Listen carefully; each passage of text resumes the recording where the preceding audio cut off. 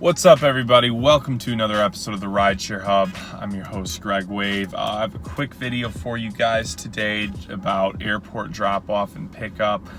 I have lived in different regions where this is actually really confusing, and that's why I want to touch on this, because in your market, if you're watching this from a market with a great airport, hey, count your blessings. But in a lot of markets, it can be kind of confusing. So as usual, guys, you know the drill. If you like the video, give it a thumbs up. If you want to see more, hear more, subscribe, and we will update you guys. So I've done 3 different airports, well, 4 for a city that has 2.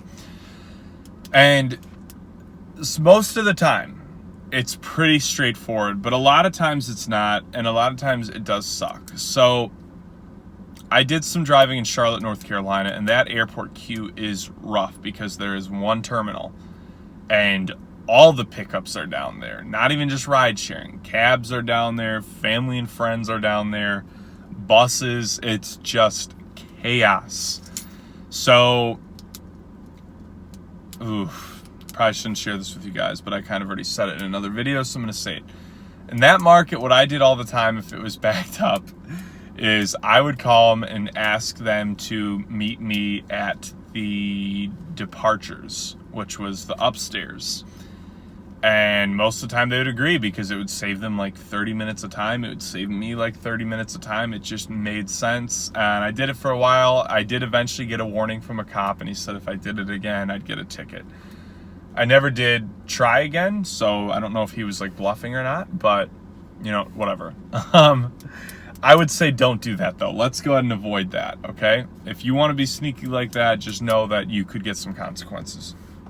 So generally, it's pretty self-explanatory. For the market I'm in here in Phoenix, there is 3 different terminals. And the really, really confusing thing about these pickups here, and it took me a while to understand this, is you have Terminal 4, 3, and 2. From the airport lot, 4 is the closest, then it's 3, then it's 2. And what took me the longest time to understand is Phoenix also has a north and south side pickup. So the reason why it's confusing is a lot of the signs on the road aren't that good about telling you where to go. So a lot of times, sorry guys, bad itch. So a lot of times, like when I was first doing it, I was looping around and around the airport trying to find it. The other thing I kept forgetting is that, like, you would almost have to see it to understand, but there's an inner curb where normal people go to pick up, and there's an outer curb where Uber and Lyft drivers go to pick up. And that's for Terminal 4 and 3. And then in Terminal 2, everyone picks up at the same spot, but Terminal 2 isn't that popular. Terminal 2, if you watch my other airport videos, the confusing one where customers are never there. They're always somewhere, God knows. It drives me nuts, but I deal with it because I'm a good driver. But, so for me, I would have to, like, really watch the signs. And that was something that was really hard for me to learn because I'm very, very bad at navigation in general. Like, I have to have a GPS. I can't remember how I get anywhere. And so I was relying on the GPS, but the problem is the GPS in the airport here does not work. It does not take you to the right place, and it does not take you to the customer. Like, it kind of shows where they're at, but it doesn't get you to the right place.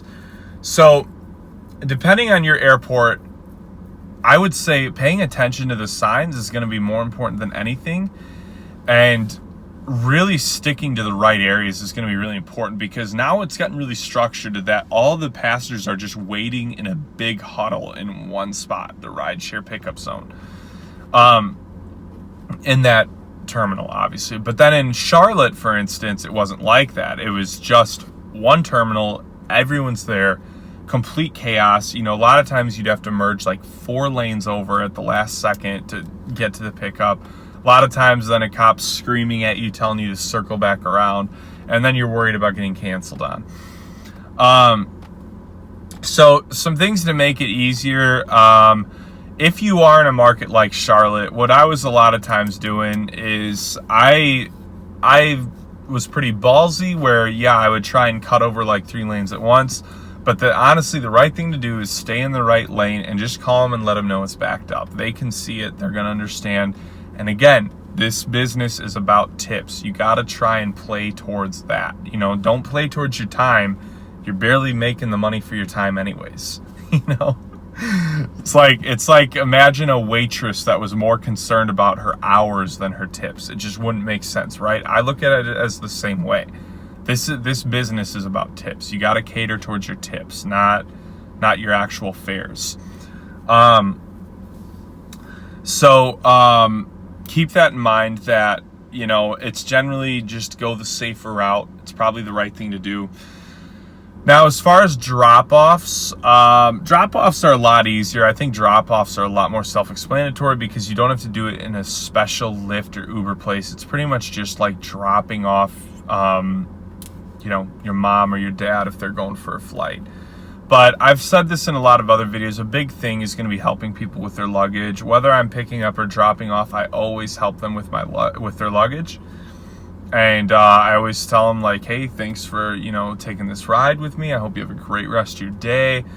And the airport rides, picking up or dropping off, I've said this before, I just feel like I'm always getting tipped. You know, at least half the time I feel like I'm getting tipped. So it's going to be worth your time, guys. But yeah, the main things I've learned over the years is just, especially now, this wasn't as applicable a few years ago, really stick to where it says you're picking up at. Don't try and go to other terminals. Don't try and go to arrivals or departures or the opposite. It's just going to add a lot of confusion, and then it's going to take 20, 30 minutes for your customer to walk over to you. It's just not worth it in the long run. So yeah, guys, that's my quick airport video. Let me know what you guys think. Leave some comments if you guys have some video ideas or some questions that you guys want to hear about.